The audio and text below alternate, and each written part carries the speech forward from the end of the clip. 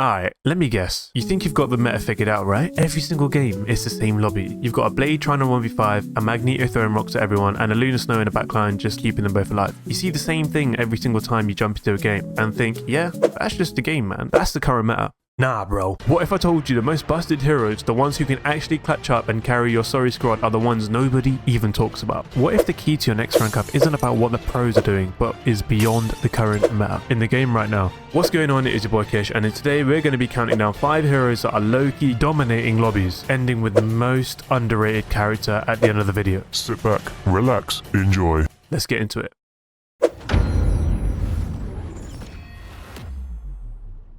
Kicking things off, we have the Sorcerer Supreme himself, Doctor Strange. For a while, Strange has been kind of left in the dust. The community saw him as a big but slow target whose only job was to hold up a shield and be a glorified bodyguard. The problem is, everyone still thinks that. Even after his damage got secretly supercharged, he is no longer just a shield bot. He is a premier character with a ton of damage. Recent buffs to his primary gives him 2 extra projectiles, making him build his Maelstrom of Madness meter even faster and being a very annoying poke for the enemy team. But most of all, the real kicker is the change to his Maelstrom of Madness. They completely removed the damage fall off, meaning his big burst of magic hits just as hard from a distance. Whilst you're soaking up damage with the shield, you're also dishing out some of the most consistent AoE pressure tools in the game. Add in the ability for him to teleport the entire team for some clutch plays for a surprise flank, and his ultimate, bro, don't even get me started on his ult, man. It literally rips up an entire enemy team's soul for a free kill or team wipe. And you have a hero now who can control the entire flow of a match. People who are sleeping on Strange right now, who thinks he's just a shield bot, is literally going to be slapped in the face with an Nakamoto, because I tell you now, man, this guy has utility beyond days.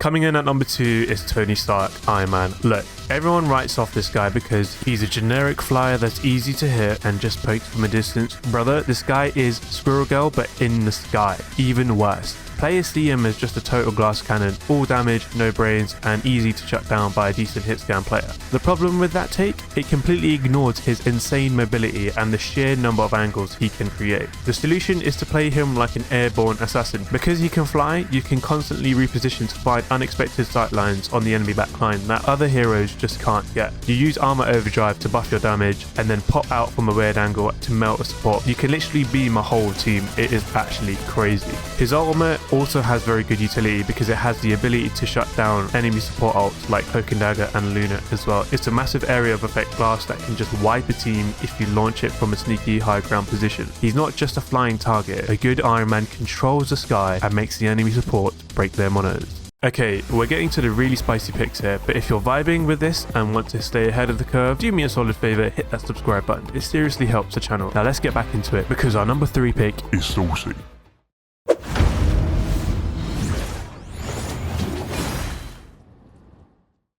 At number 3, we have the King of Atlantis, Namor, or Namor. Which one is it? Is it Namor or Namor? But anyway, most players see him as a simple frontline duelist with a slow fire rate, who is way too reliant on his summons to do anything. The community thinks he's a gimmick, a character who can't keep up with the high mobility heroes, and whose ultimate is easy to dodge. This is where everyone gets it twisted. You need to stop seeing him as a passive summoner and start playing him like an aggressive anti-dive machine. Namor is a counter to almost every dive hero in the game. You place his squids in smart spots to protect your backlines, and suddenly those flanking spiders and panthers get shredded. But here's a secret sauce. Landing critical hits with your primary fire or hitting an enemy with your Wrath of the Seven Seas ability sends your squids into berserk mode, massively boosting their attack speed.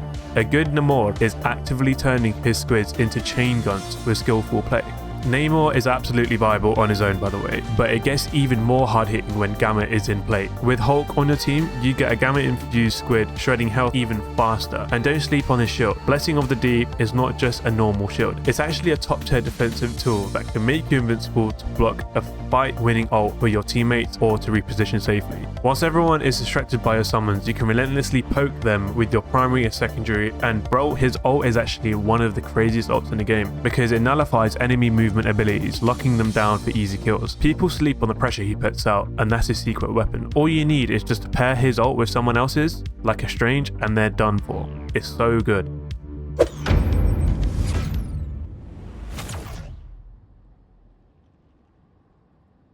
Our number 4 underrated hero is the rogue AI Ultron. Ultron gets a bad rep because he's a strategist who isn't a dedicated heal bot, no pun intended. Players in all sorts of ranks actually think his healing is weak and he's just a flying target who's better at dealing damage than actually supporting his team. Bro, thinking of Ultron as just a healer is the entire problem. The solution is to play him like a hybrid damage support that controls the entire battlefield from above. A good Ultron is a nightmare to deal with. He can fly permanently, giving him insane map control and sightlines for his long range primary. You can attach a healing drone to an ally, which is a set and forget ability that lets you focus on dishing out damage. But his most slept on ability is his ult, which charges super fast and can both heal your team and deal damage at the same time. Because he's so versatile and can fill multiple roles, most players have no idea how to counter a good Ultron who actually knows what they're doing.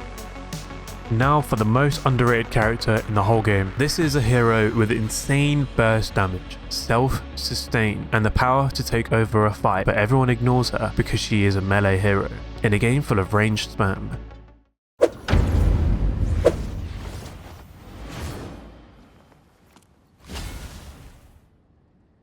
The problem is, players are hyper-focused on her weaknesses. They see close-range brawler and immediately think of all the characters that can keep her away. They write her off as high risk, high reward, and easily countered. What they don't get is how unstoppable she is once she gets in your face. And just because she isn't used much in the pro scene, that doesn't reflect her power in competitive ranks. She actually is one of the characters that a lot of the top 500 players use, precisely because of her solo carry potential. Here's the solution. You play her like a flanking assassin. Her whole kit is designed to close the gap and delete a key target. Her teleport ability gives her insane mobility and make her invincible for a second, letting her pop in, get a kill, pop out. The damage she deals turns into bonus health for her, so she's surprisingly hard to kill in a duel. Her cooldowns are very good as well.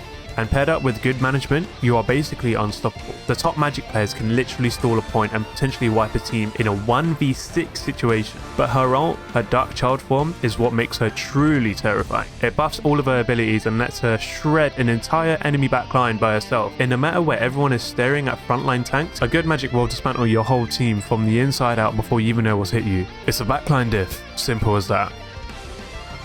So there you have it. 5 heroes hiding just under the surface, ready to cause some serious damage. These characters prove that the most popular picks aren't always the strongest. The key is to look past what everyone else is doing and find the hidden potential. Now I want to hear from you. Who do you think is the most underrated character in the game right now? Is there someone I've missed? Drop your picks in the comments below. It'll be interesting to know what you guys think, man. I think it would be very cool. Thanks for watching. Hope you enjoyed it. Don't forget to like and subscribe for more, and I'll see you in the next one. Bye.